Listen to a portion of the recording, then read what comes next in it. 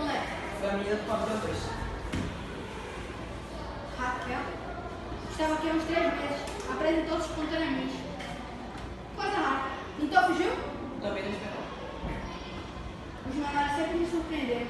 Há 20 anos nessa área e ainda não aprendi nada sobre eles. Quando pensa que estão domesticados, Conversei com essa menina. Algumas vezes ela é diferente dos outros. algum bilhete, alguma pista? Nada.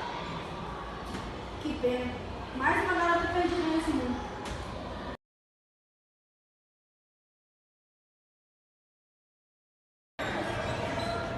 Eu posso apanhar. Tem alguns novos, eu vou trabalhar na portaria. Admitem funcionários novos, eu não fico sabendo de nada. Gosto de conhecer um ou uns candidatos. Não é um serviço comum, até a portaria exige especialização. Marcelo Simão. Quando começou a trabalhar aqui? Segunda. Quem o trouxe? Fui indicado como deputado federal. Não me interessa. Acho que o dono é das posições políticas. Quero saber se fez algum curso de educação para tratar com os menores. Posso trazer a garota de volta. Por que tanta certeza? Conheço ela. Algum funcionário do antigo se embora disso. Será difícil. Raquel não tem endereço. Veja a ficha da moeda. Então como pretende encontrá-la? Sei onde ela frequenta. Esqueça, ela acaba voltando. Raquel? Difícil. Você não conhece ela. Por que não voltaria? Gostava daqui, era bem tratada. Ela cometeu um crime. Raquel?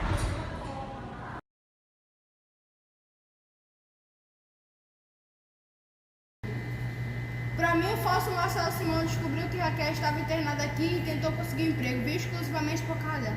Para que, doutor Souza? Para matá-la, provavelmente. O motivo? Primeiro me ocorre vingança.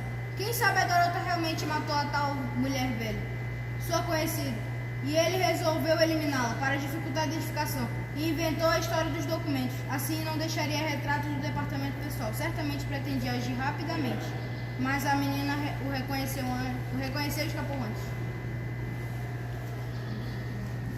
Se realmente Raquel tivesse matado a mulher, ela teria denunciado logo que pôs os pés aqui. E se não teve tempo, diria ao senhor ao menos o nome da tal velha, onde se deu o fato, a época e as circunstâncias. Desculpe, mas não engulo essa. Então o que poderia ter a motivado? Ódio. Simples ódio? Há uma palavra que explica melhor? Diga-me, senhorita psicóloga, não me faça me sentir um completo imbecil. O senhor não é um imbecil, é um profissional muito bem sucedido. Obrigado, mas que palavra é essa? Paixão. Paixão? Ela sempre provocava atos insensatos e faz as pessoas aparecerem sem que saibam de onde, como esse tal desse Marcelo Simão, e depois desaparecem. Os jornais estão cheios de paixões assassinas. Quando sua força é voltada para a arte, temos aí um gênio. Se é para o bem, temos aí um santo. Mas, no geral, a paixão é egoísta e mesquinha e destruidora.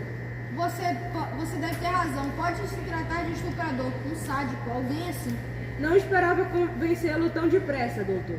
Mas posso estar errado.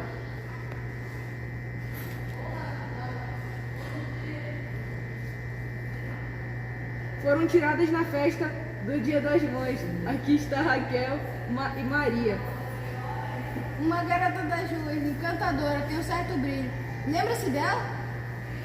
Conversamos algumas vezes. Uma pena se for assassinada. Imagino o que sofreria nas mãos daquele homem.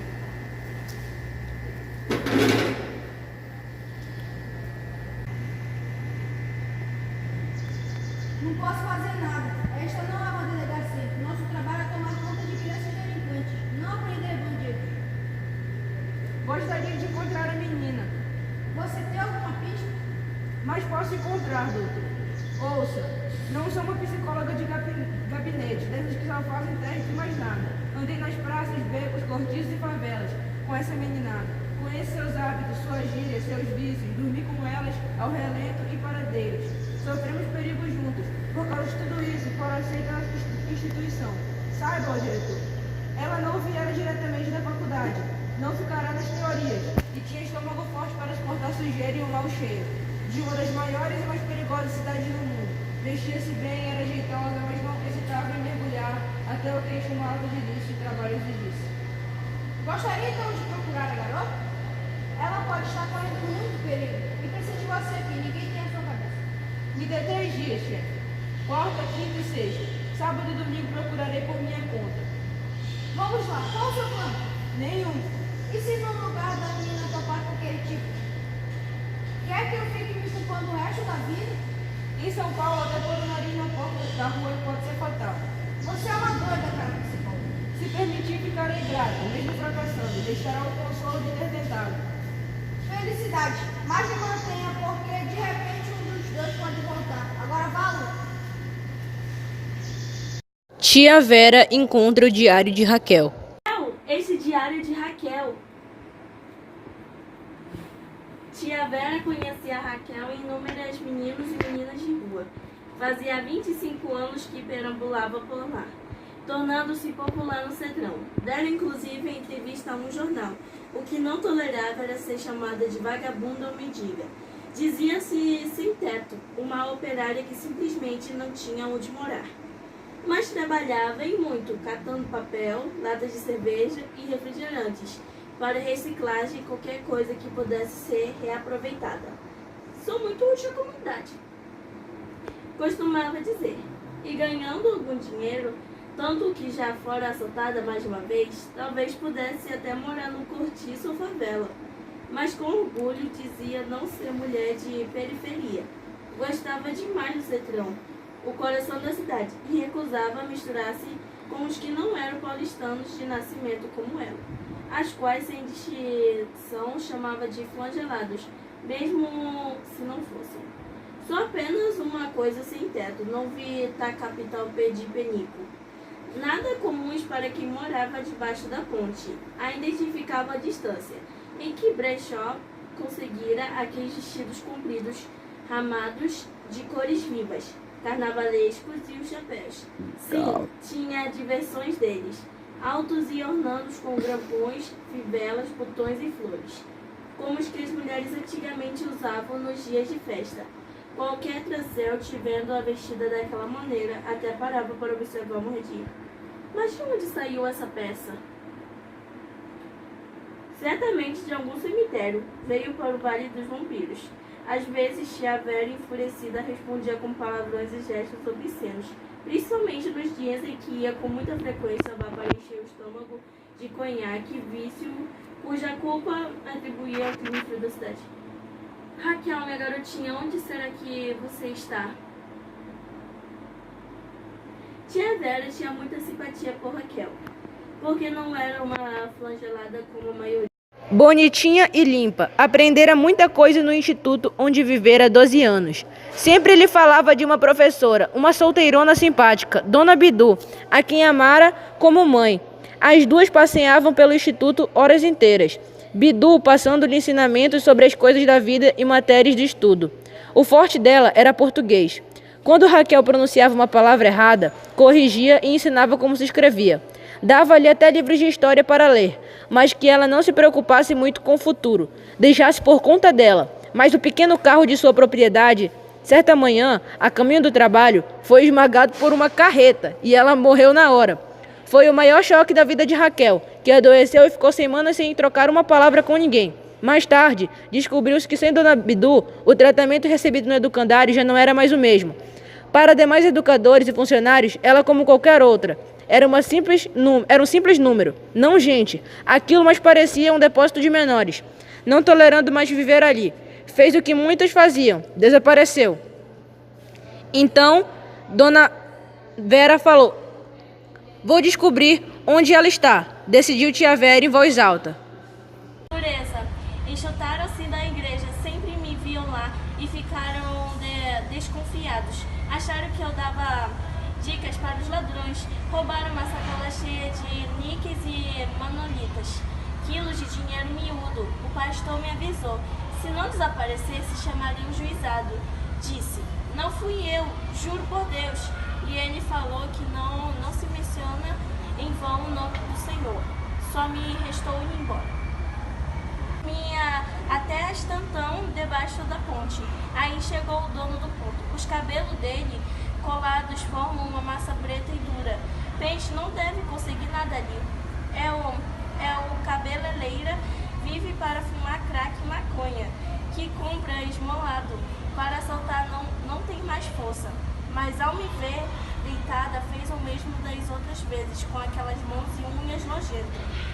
Acordei e fui saltado de pé. Ele tentou me agarrar. O pior foi sentir o cheiro dos cabelos dele. Corri dali.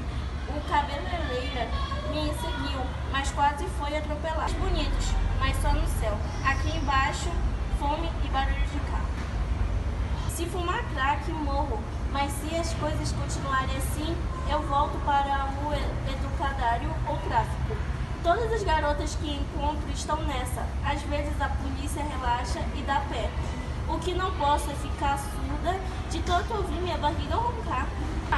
Ia passando diante de uns prédios caindo aos pedaços quando vi um monte de sem-teto fazendo zoeira. Havia muita criança no meio deles, quase todas remelentas, chorando. Parei para entender. Estavam tentando invadir um daqueles prédios. Juntei-me a eles, ajudando a pôr lenha no fogo. Eu também sou uma sem-teto, afinal a invasão foi feita. É muito feio aqui. Dentro, há grandes manchas nas paredes, tacos soltos, fios por toda parte, escuridão, insetos e cheiro de mofo.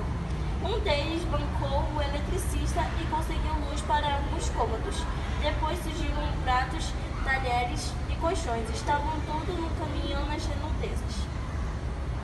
Olhem eu aqui no cortiço. Gostaria que tirasse uma fotografia.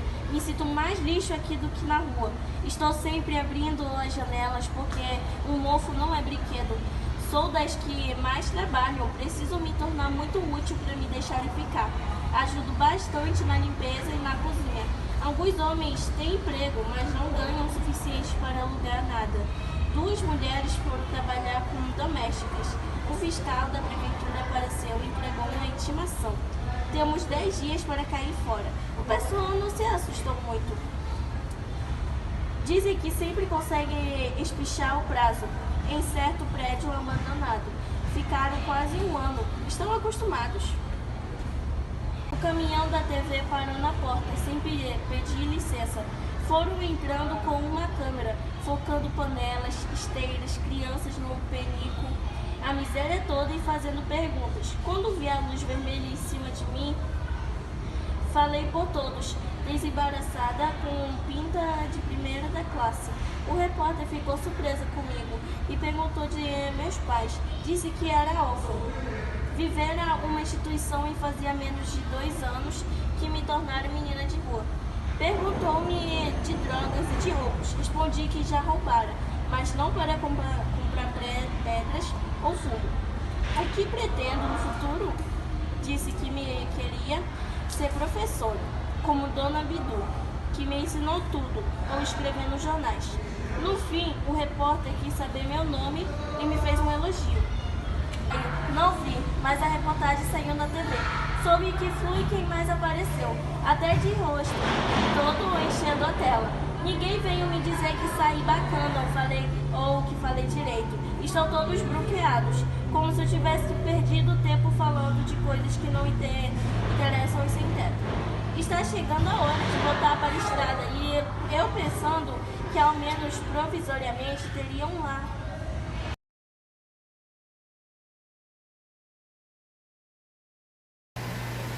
Como vai a vida? Nada bom, mas mesmo assim, melhor que a morte. Que idade você tem? É coisa que não se pergunta a uma senhora, Portuga. Em sociedade é assim. O prefeito vai tirar o pessoal que vive debaixo das pontes, sabia? Vai mesmo, ele próprio vai me contar. Perguntou se eu aceito morar com ele. Tia Vera estava ansiosa para ver e abraçar a menina, uma das poucas pessoas de quem gostava neste mundo. E ela odiava pivetes, gente miúda, a garotada que tanto implicava com ela. Todos mal educados, barulhentos e não respeitavam os velhos. Raquel era a única criança de rua aceita pelo seu coração. Já lhe dera abrigo muitas noites em sua mansão. E nunca se arrependerá. Receava que enveredasse pelo roubo, como milhares de outras, embora ela tivesse tido uma Dona Bidu para orientá-la e ensinar-lhe tanta coisa. Vera chegou a Solange Modas. Passara muitas vezes diante daquelas vitrines cheias de tecidos e manequins. Olhou para o interior, não viu Raquel. Ia entrar, mas se deteve ante senhoras tão luxuosamente vestidas, entrando e saindo. Mas ela estava de chapéu e seu vestido tinha apliques de veludo. Não aparentava ser uma qualquer. Entrou. Algumas funcionárias e freguesas da loja levaram um choque ao ver aquela rara figura junto ao balcão principal. O que faria ali? Algumas se afastaram para rir disfarçadamente, outras fingiram conversar ou ocupar-se de sua rotina.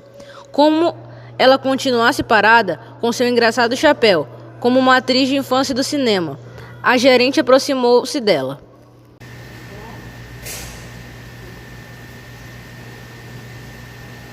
Bom dia, a senhora deseja alguma coisa? Aqui é uma loja de moda. Tive uma amiga que fazia seus vestidos aqui. Ah, sim, mas o que a senhora quer? Fui visitar minha amiguinha Raquel. Raquel, a entregadora? Sim, eu achei um diário que ela perdeu. Está aqui comigo, ela vai estar contente. Raquel não trabalha mais aqui. Para onde ela foi? Não sabemos. Deixou um recado para o Juliano, o costureiro. Estou fugindo, mas não corro. Seguro por um alfinete seu uniforme. Deus! Desapareceu também da pensão. Foi uma pena, porque todos gostavam dela. A senhora não sabe mesmo por que ela fugiu? Nem eu e nem ninguém. Rosita, a última que viu, disse que ela parecia ter levado um grande susto. O que teria assustado? Não faço a menor ideia. Faz tempo que não vejo Raquel. Pode deixar seu endereço caso ela reapareça? Não tenho endereço, mas baixo de uma ponte. Só posso dizer que me chamo de Tia Vera. Bom dia. Tia Vera ignorava que ainda se chocasse com as coisas. O desaparecimento de Raquel naquelas circunstâncias doeu nela. Gostava da menina, muito mais do que imaginava. Ela é alguém que merece herdar meus chapéus, quando eu morrer, pensou. Mas por que Raquel sumir assim? E com medo do quê? Do pessoal do juizado? Através de alguns quarteirões, arrastou essa interrogação, cada vez mais pesada. Já perto da ponte, parou e disse a si mesmo: sou burra mesmo, a resposta pode estar no próprio diário. Raquel acaba de sair da Solange Modas após o seu expediente. À saída, o porteiro foi falar com ela. Tem um recado para você. Pra mim? Uma caixa. Onde está essa caixa? No 221, no apartamento 122. Procurar o seu Mário, o marido dela. Obrigada. Raquel andou 2 quarteirões para chegar no 321. À porta, uma empregada da portaria perguntou se ela foi falar com seu Mário. Ela disse que sim, e ela confirmou que era no 122. Ela subiu o elevador e, quando ia passando pelos corredores, sentiu que mãos de aço a puxaram para dentro de um apartamento. Nem pense em escapar. Tirei a chave da porta. É o melhor é resistir. O importante é continuar a viver, não é? Um telefone começa a tocar. É comigo. Quem telefonaria ao apartamento desalugado?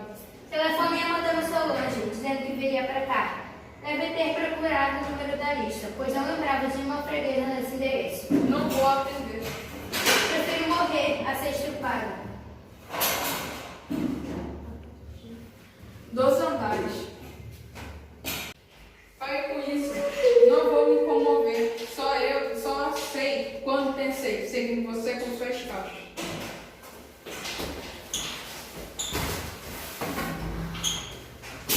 Agora eu só quero te matar. Ele é um assassino de meninas. O pintor, mas ele é casado e tem filhas. Após o porteiro ligar para a polícia, ela chega e Raquel descreve como era o estuprador.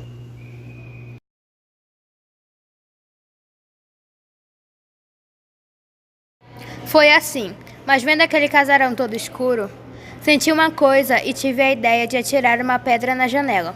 Ele ia se assustar e talvez nem matasse a doutora. Ao ouvir a pedrada, ele abriu a janela, fiz que me reconhecesse. Se ela ainda estava viva, propus trocá-la por mim, quem ele realmente queria. Mas ele queria cair fora.